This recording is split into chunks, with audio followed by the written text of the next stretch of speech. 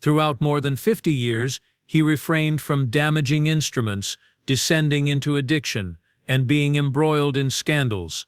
Paul Rodgers never once referred to himself as a legend, demolished a stage, or followed the party life. Freddie Mercury, nevertheless, proclaimed him the best rock vocalist England had ever seen.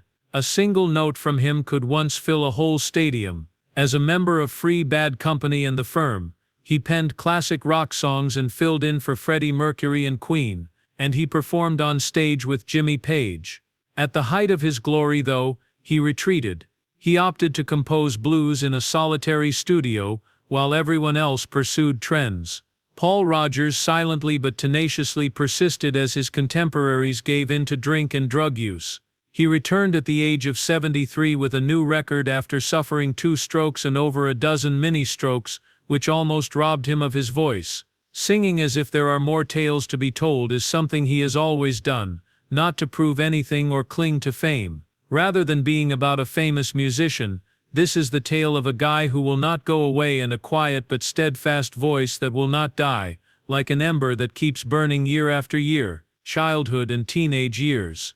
Paul Bernard Rodgers came into this world on December 17, 1949, in the smoke-filled industrial town of Middlesbrough, which is located in the northeastern region of England. Every morning the inhabitants would wake up to the sound of ship horns and the aroma of coal. His father was a painter for the construction business, and his mother was a stay-at-home mom who mostly stayed out of the spotlight. Everyone in the Rodgers family was born into the working class. There is zero history of art, zero connection to the entertainment industry, and zero chance that anybody would ever choose music as a profession. Paul sat between his 3 siblings, the middle kid. In the humble area where their little cottage existed, children played in the dirt, played street football, and spent their nights gathered around an old radio. According to Rodgers, hearing Ray Charles' voice on the living room radio was the first thing that really pushed him over the edge. The youngster, who was just 10 years old, was rendered speechless by Ray's haunting soulfulness rather than the beat. Paul started listening to blues and soul songs in secret every night after that, trying to imitate the phrasing of artists like Muddy Waters, Sam Cooke, and Otis Redding. No one in his family was an artist, but it didn't stop his parents from supporting him. Actually, they led him to practice in the garden shed, which was a discreet way to encourage his hobby. Paul and a few pals started their school band, the Roadrunners, when he was 14 years old. He was the lead singer and bassist. Despite playing for pennies on the dollar at school parties and little local watering holes, they were bursting with enthusiasm. Paul subtly but firmly started to explore a career in music as an option, whereas his peers were thinking about technical schools or industrial jobs. A young guy with little more than a voice, and the nebulous conviction that he would never have the chance to do it again, made the audacious decision to leave his village and relocate to London after finishing high school. There were hundreds of rowdy bars and many bands that were just starting out in London. The first members of the band Free were introduced to Paul Rodgers. However, he had a unique basis before the lights went on, an upbringing that was not sad yet humble enough to instill perseverance, not showy, yet emotionally charged enough to mold a voice that might mute the music industry. Career beginnings: Paul Rodgers had a rude awakening in the late 1960s, after relocating from Middlesbrough to London, England. City living isn't for idealists. In this place, music was more than simply an art form, it was a sport. Survival was key. Each night, hundreds of bands took the stage. Thousands upon thousands of voices swelled up, and then disappeared. It didn't take long for Rodgers to become famous, though, due to his deep, warm voice and innate soulfulness. He got his start in the music industry with a little band named Brown Sugar, but they were ultimately unsuccessful. At a performance at Finsbury Park, Rodgers crossed up with a young guitarist called Paul Kossoff. Kossoff was immediately captivated by Rodgers' native-sounding rendition of an American blues tune. Free was formed a few weeks later by the two after an instant connection with drummer Simon Kirke and bassist Andy Fraser, who was 15 years old. The average age of the band members was just 18 in 1968, the year of their formal debut. Rodgers himself proposed the moniker Free as a statement of artistic independence from the prevailing pop formulae of the time. 1 year after signing with Island Records, the band's debut album Tons of Sobs was released. The album bombed at the box office, but critics panned it for Rodgers' unique vocal approach, which fused raw untamedness with emotional depth. All Right Now, co-written by Rodgers and Fraser in the 10 minutes following a dismal performance in Durham, was the most notable track from their 1973 album Fire and Water, which marked the true turning point. The song went from being an unknown band's breakout hit to a worldwide phenomenon in the course of a single summer, surprising everyone. It became one of the iconic rock anthems of the 1970s. For a new band, this was an incredible achievement. The song reached number 5 in the US and the UK, and went on to get over 1 million plays on American radio. Performed a tour of the Americas and Europe from 1970 to 1972. Unfortunately, hidden conflicts emerged at the same moment the spotlights were shining brightest. Addiction was a problem for Kossoff. The original breakup occurred in 1971, when Andy Fraser and Paul Rodgers were all in their early 20s, due to artistic differences. Despite a brief reunion thereafter, Free's chemistry was never the same. After the release of Heartbreaker in 1973, Paul Rodgers made the decision to go, bringing along a voice that had completely developed and the necessary expertise to embark on a fresh chapter, eventually founding his own band. Untrained and unrefined, Paul Rodgers' voice alone had already established his career before Bad Company became famous. His voice was loud enough to capture the industry's attention. He was more than simply a vocalist with Free, he also wrote songs, served as a spiritual guide, and was instrumental in reviving blues rock during a time when psychedelic and glam were dominant.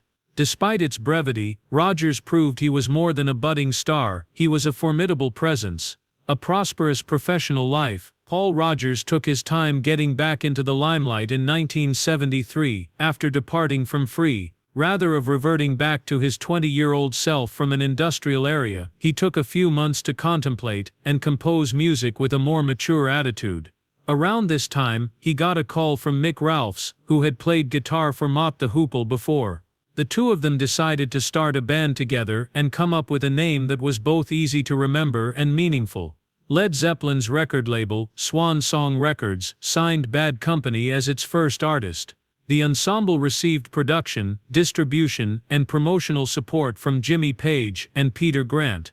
The group swiftly established a new icon of hard rock in the 1970s, with a lineup that included Rodgers on vocals, Ralphs on guitar, Simon Kirke on drums, and Baz Burrell on bass. Not only did their debut album Bad Company, 1974 reach number 1 and platinum, but it was also critically acclaimed. Not only did it reach number 1 on the Billboard chart, but it also established a new sound, unpolished rock with strong emotional undercurrents and an absence of dazzling production values. Worldwide, people couldn't get enough of the music. Every song, from Feel Like Making Love to Ready for Love and Shooting Star, showcased Rodgers' talent for using music to convey tales. To showcase his singing abilities, he did not compose music. In his singing, he seemed to be speaking, admitting and revealing things that only those with first-hand experience could comprehend. Rodgers stood out even more in a society when vocalists were clamoring to be noticed.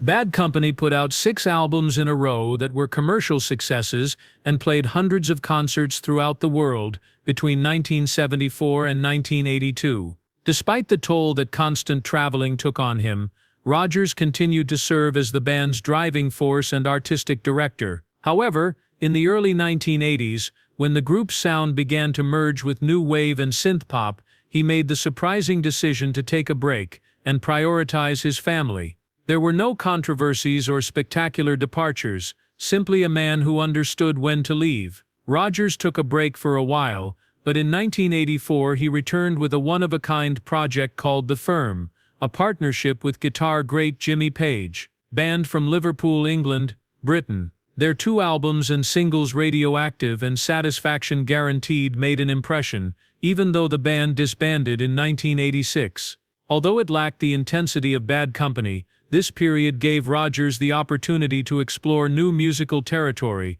and develop his skills as a composer. With his time at the business behind him, Paul Rodgers embarked on a new chapter, a solo career in which he could pursue his artistic goals without interference from anybody or any consensus. He immediately began to separate himself from the hectic entertainment industry. His first solo effort, 1983's Cut Loose, was an incredibly introspective and emotional record. The record was self-produced, and he was also the songwriter, lead singer and guitarist. He was meant to be freed, not sold. One of the best songs, Live in Peace, would have a re-recording with the company later on, but the original had a more raw, unfiltered sound. Cut Loose was a subtle statement, even if it didn't cause a commercial frenzy. As an artist, Rodgers was more than simply a voice. Afterwards, he was involved in a number of live ventures, but his most famous solo album, 1993's Muddy Water Blues, an homage to Muddy Waters, didn't come out until then. An emotional tribute to blues icon Muddy Waters, who Rodgers regarded as the source of his artistic essence. He enlisted the help of a stellar cast of musicians, including Brian May, Queen, Gary Moore, Jeff Beck, David Gilmour, Pink Floyd and more, to create an album that was anything but a cover.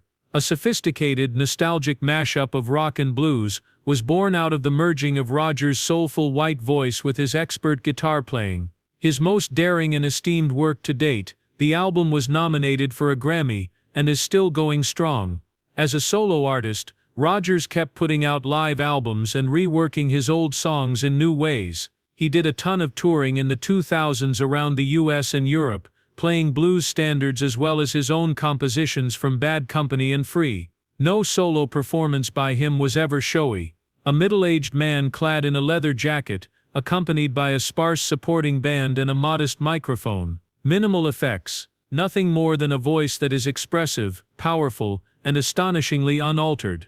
Despite not releasing a studio album between 2009 and 2017, Rodgers still playing at big festivals, blues festivals, concerts by vintage rock artists, and benefit performances. Legends like Al Green have recorded at the legendary Royal Studios in Memphis, Tennessee, and in 2014 he published a unique compilation called The Royal Sessions. The album showcased timeless soul and blues compositions such as That's How Strong My Love Is, and I've Been Loving You Too Long, performed by a strong voice that bore the marks of age. Reviewers characterized it as a memorization record. After that, Midnight Rose, Paul Rodgers' 2023 return to the studio, after an extended absence, was a watershed moment because it was his first new album in over 25 years. After suffering two devastating strokes that almost paralyzed him, the album came to fruition. Rodgers, however, sung with a bluesier, more introspective tone than lamenting. Paul Rodgers doesn't care about the charts or trying to satisfy the market, he just wants to keep making music. Since he was a little child in a Middlesbrough house listening to Ray Charles, singing has been his life's work. Maybe that's his plan all the way until he has to stop singing altogether. All that's required is music and an unwavering voice. Spotlights aren't necessary. Private life. Paul Rodgers opted for a pace of life that was very different from that of his generation's other rock stars, who were notorious for wild parties, rumored infidelity, and turbulent relationships. He never appeared in tabloids, was never deemed one of rock's bad boys, and was never hailed as an emblem of defiance. His striking silence, nevertheless, was the very thing that set him apart. The equilibrium, depth, and stability he sought in his personal life came from there. Avoiding devastation. A Japanese woman named Machiko Shimizu, whom Rodgers met in the 1970s, became his first wife. Steve Rodgers, who went on to have a successful singing career, and a daughter, who has mostly avoided the limelight, are the offspring of the couple's 20-plus-year marriage. Those who have worked with Paul describe him as a quiet, dedicated parent who is always there when needed, even though he rarely talks about his personal life. He left the limelight, while Terrible Company was at its height, not because he was unhappy there, but because he wanted to spend more time with his family. However, Rodgers went against the grain in an industry where anonymity is sometimes exchanged for stardom.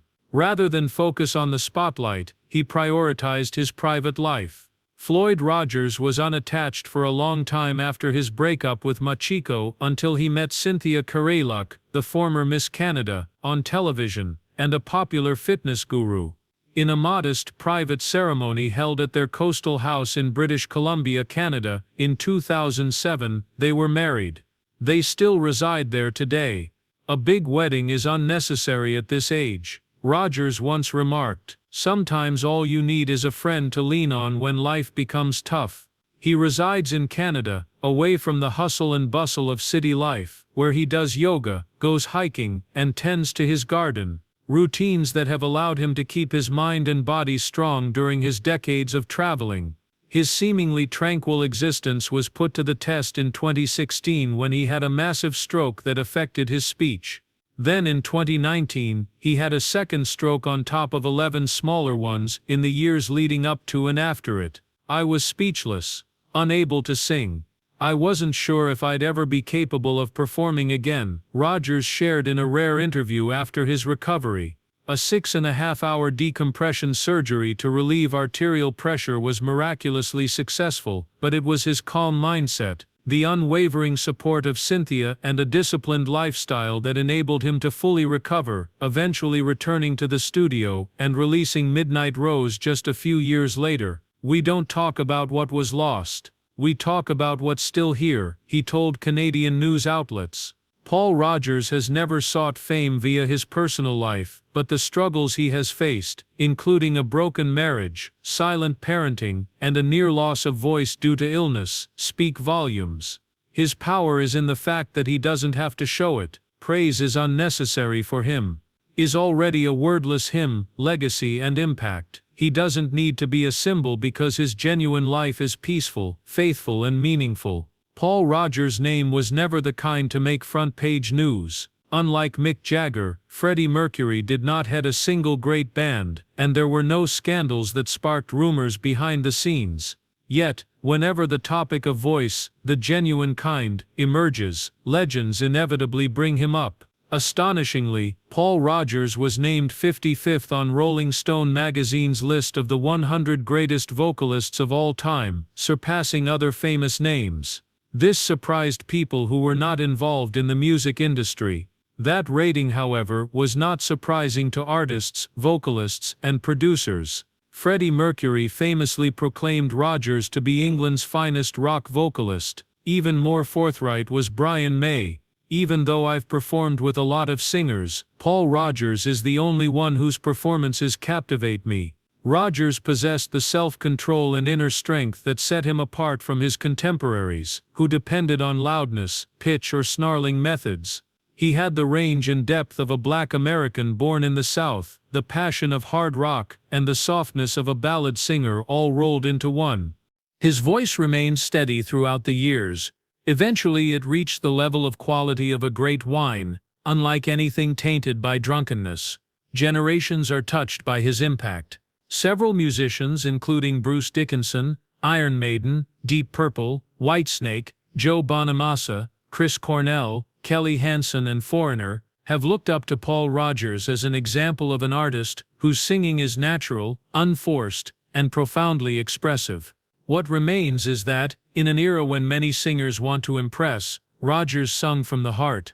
By fusing the blues with the raw emotional spirit of British rock from the 1970s, he helped define current blues rock musically, expanding it beyond its American origins. He added an intense, genuine soulfulness to Free. He revolutionized arena-ready hard rock with Bad Company. In The Firm, he rethought the potential of the original Led Zeppelin members, and in Queen, he demonstrated that a great artist can thrive without replacing any one member. Just being himself was sufficient. Rodgers has discreetly helped out charities and community organizations outside of his singing career. He has given back to the community by donating concert profits to groups that help animals, to public health initiatives in the UK and Canada, and most importantly, to services that helped him recover from strokes. Consistent little acts of kindness, like his music, were more important than massive PR efforts. The greatest legacy that Paul Rodgers left behind may be his honesty, tenacity, and unfaltering stance against exchanging quality for celebrity.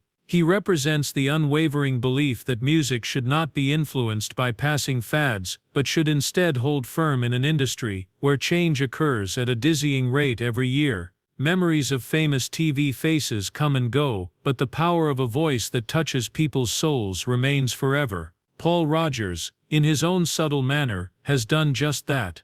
Here and now, Paul Rodgers isn't one to let the echoes of his past success consume him. He is still very much active, but in his 70s he has settled into a more leisurely and subdued pace. He has retired from major and small stage touring, and now resides in a coastal cottage in British Columbia, Canada, with his wife Cynthia Caroluk. Immersed in pine trees and the soothing sound of waves, he continues to compose music daily, engages in yoga and hiking, and makes rare reappearances, like a subtle melody amidst the growing mayhem of the rock world.